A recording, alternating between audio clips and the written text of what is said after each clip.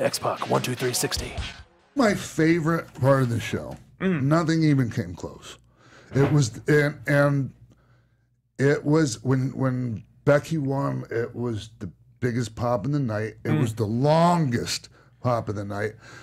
The match had sustained heat from beginning to end. There wasn't like, you know, you could hear pin drops at different points in the match. The people were in it. They were invested in it, and it was really cool.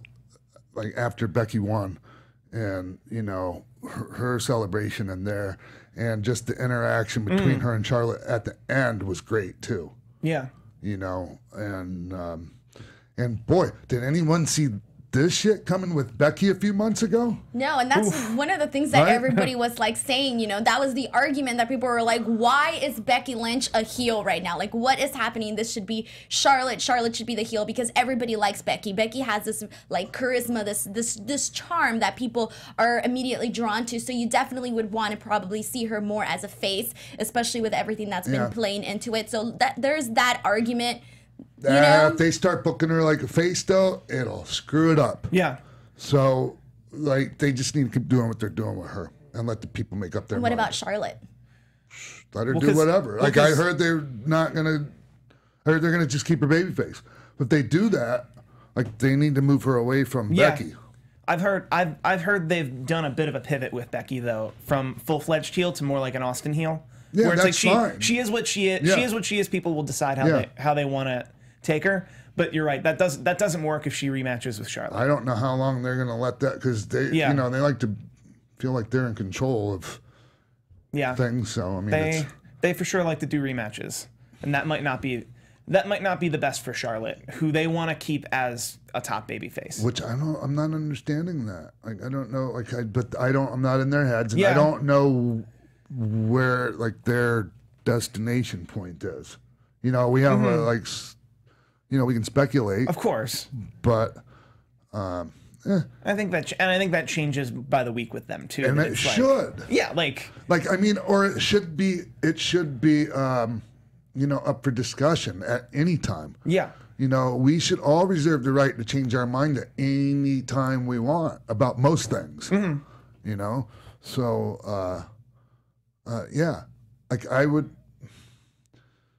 You know, you get stuck in this, like, this is what we're going to do, and we're sticking to the plan. And, like, they've done it with Roman. Yep.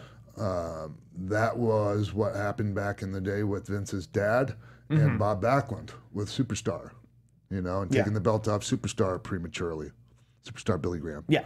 So yeah, sometimes things seem to be set in stone there, and sometimes they seem to change with the wind. Depends on, like you know, it depends on the you know, and he's the boss, and you know, and what they see in who, like they see a lot in Roman Reigns, so that's the trajectory. It's going to take a lot more to change that trajectory, and I feel that way about Charlotte, but I think they could avoid a fan backlash if they put Charlotte with someone else.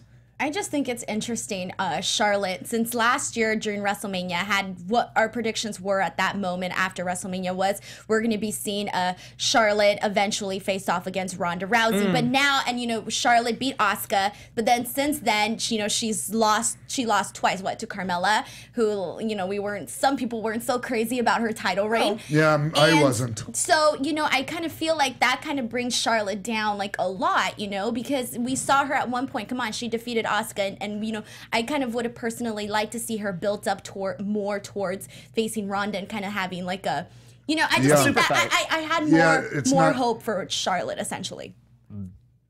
That I don't disagree with you. I think you're I think you're right.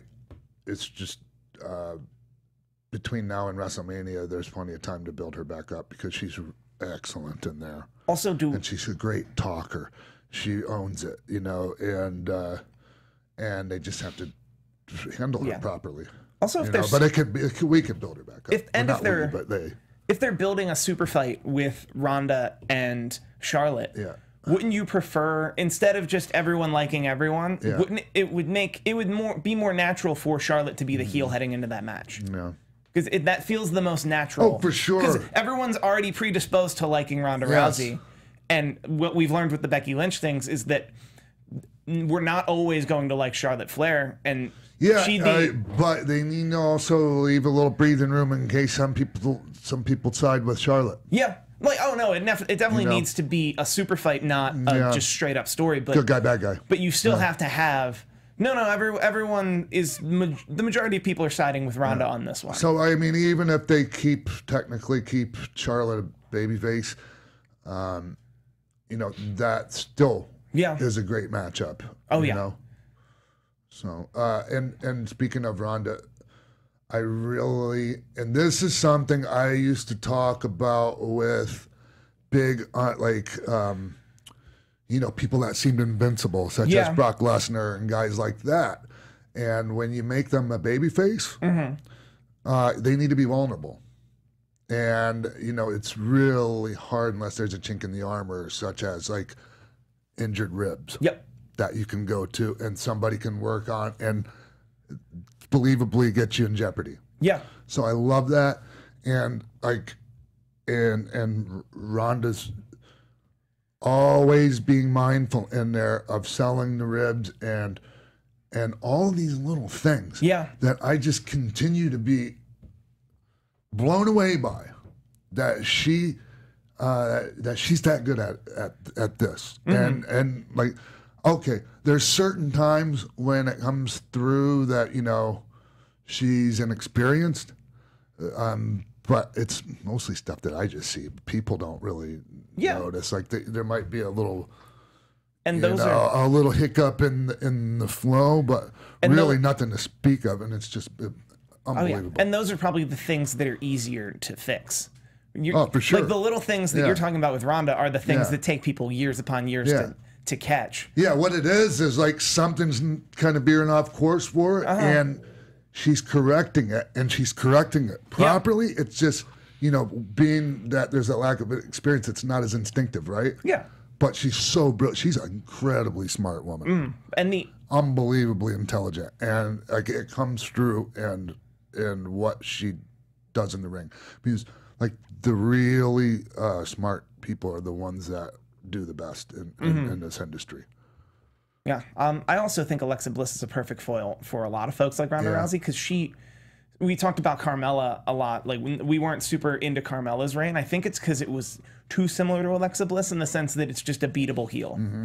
Like Alexa Bliss isn't better than anyone. She just wins more. Right. And like you don't like her. Yeah, you don't like her because she doesn't care about the merit. She just wants the stuff. Sure. And like that's so perfect. And it like that's such a perfect character and has been a perfect character for so long. And a lot of people talk about Alexa Bliss in the ring, like, oh, she can't hold a candle to anybody. And it's like, I mean, she's great in the ring in the sense that like no one's gonna believe her dominating Ronda Rousey. We're not gonna book that match. Hey, do you think there's any chance of Becky Lynch ending up in that spot with Ronda Rousey? I would like it. I would love that. Eventually, yeah. Definitely like armbar versus armbar. For sure. And it would be unlikely this year, but by next Survivor Series, it's not unlikely to get a four horsewomen match. Which I think is their ultimate goal. Like that's an eventual goal of theirs. If not at WrestleMania, then at a Survivor Series. Definitely. But that would be, I think, two of the 8 we're talking about aren't quite. Like the only things I really was like overly like I said like just a bunch of times just now. You're good. The shit that sticks out to me in Hell in the Cell is all having to do with the ladies this time. You know, like not that there wasn't great stuff on the show, but like the real standout stuff was the ladies. For me, personally. I really like Joe and AJ. I like Joe and AJ a lot. I just think... But like we've seen that match before and we know what they can do, whereas like seeing the women perform like that on Hell in the Cell was great. Especially Becky. My only thing about Becky is she needs new music if she's going to be a heel. Yeah. I don't like the, whoa. That's like, too... Hey, everybody get up and cheer for me. Like, no, she needs new music.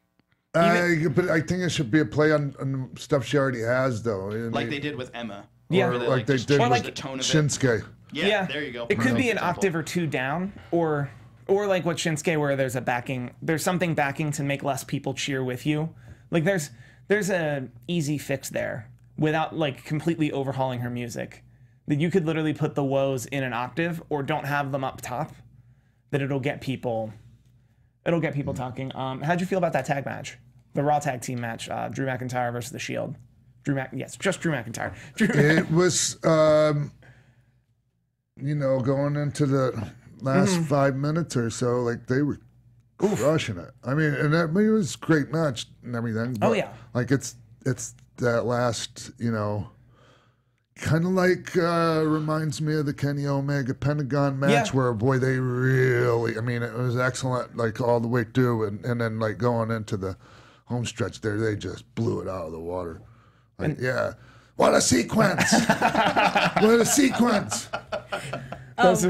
One of the things that I noticed, speaking of commentary, and I thought it was cute, was during the match. I don't know if other people caught this, but when I don't know what I forgot what Dean Ambrose did in the match. It was something like super basic, but then all of a sudden I hear Renee go, "Oh!" like a very enthusiastic, and I just started cracking up because I was like, "That's awesome." Hey, were they like? Was she? I don't want to say this because, like, if it was a male announcer, I would say, "Isn't he on the Shield's tip an awful lot?" But but like, maybe it's just because you know, like the history. But it was like, man, she sure is putting over Dean Ambrose like a lot, right? Enough that I'm shocked no one's called it out yet. Okay. I also think, she's doing very good. She's doing a very good job. I don't know how I feel. Whether she should or shouldn't be very much a spectator in that seat. Part of me really, really likes that, and I think it represents a large part of the audience of like, I am also in awe of what I just saw. I like that the commentator just said that. Yeah. I like how authentic that is. But the other side, I don't know. I'm not a huge fan of 3-person announce booths to begin with. If we're talking about commentary, I want to mention my most favorite thing. Michael Cole getting really excited during one of the matches. I don't even remember which one it was, but he's like, they were watching a replay, and he says, "Listen to this impact." And as it replays, he says, "Bang!" right at the moment of contact. It's like, Michael, I know you're excited, but we can't hear the thing that you were calling out. I love him. I also like that Renee at least doesn't contribute to the problem I hate with that 3-man Raw booth that they had with Coachman, which it feels Stepping over each other. And it's like a morning zoo. It's like 6 a.m. drive time radio on a rock station while a wrestling match is happening. Check out the Shield coming on here. they're a soundboard away from just being a straight up morning zoo. Morning zoo sound effects. Oh God. Exactly.